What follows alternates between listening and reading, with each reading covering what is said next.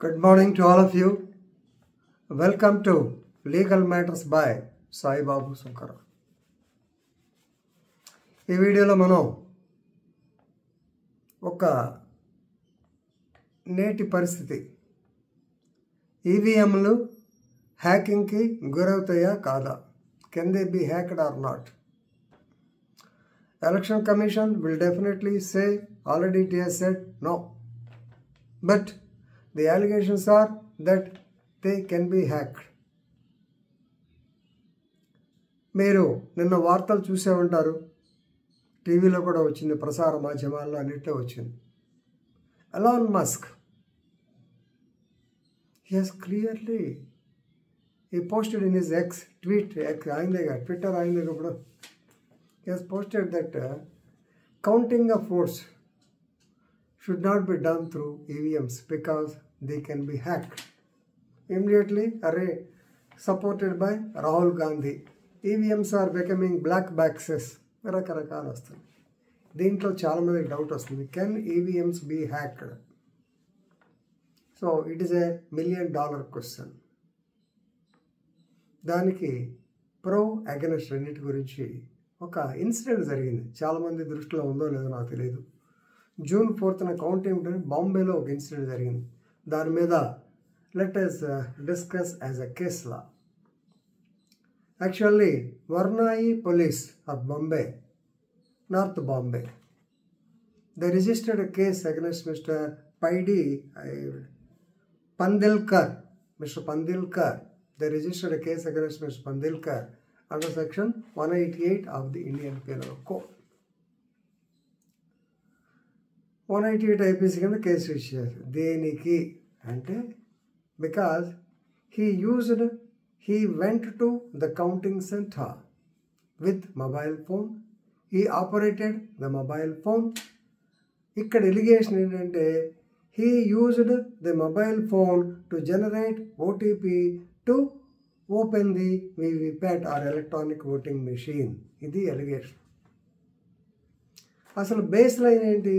He should not be allowed to carry the so-called mobile phone. How they allowed him?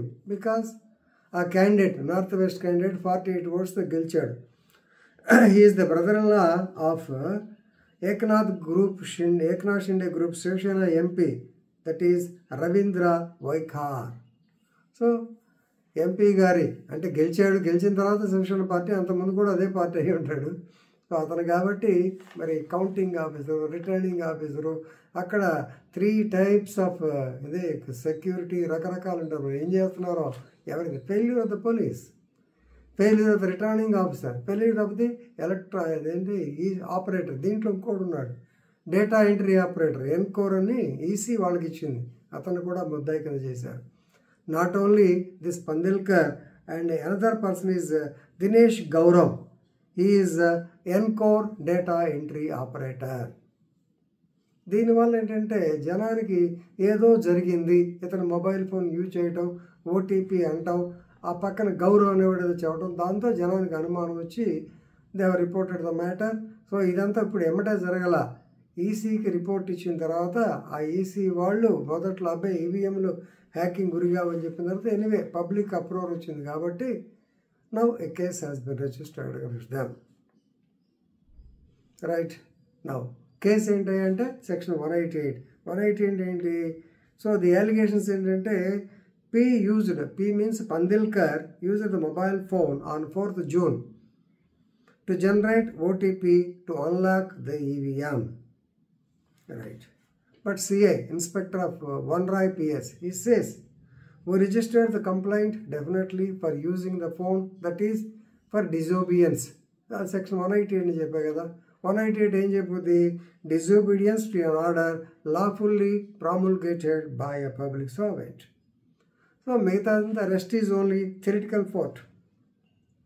Of course, they are going to send the mobile phone for forensic laboratory examination for more clarity, but also they wanted to scan the CCTV footage on the particular date from 8 AM to 4:30 PM, and they want to take the call detail records, that is CDRs of the so-called Pandilkar also.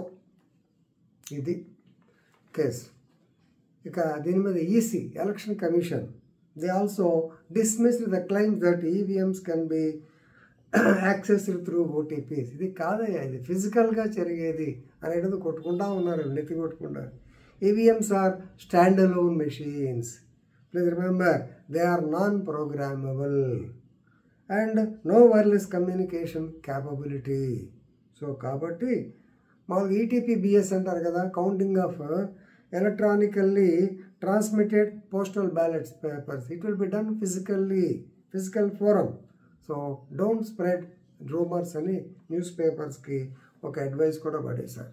What ever it is a contentious issue. It's not that easy to say no, EVMs can be hacked.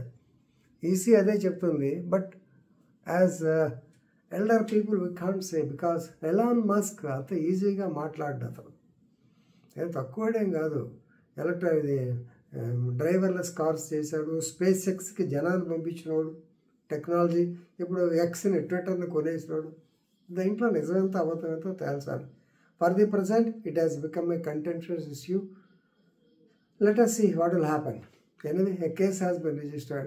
Simply 188 కింద కనీసం EVM hack అయిందని కానీ దాన్ని చేస్తే ఆ section 43A of the 88 కానీ 66 కానీ ఒకటి వేసుంటే పోయేది. మరి పోలీసులు ఎందుకు రిజిస్టర్ చేయలేదో తెలియదు. రైట్.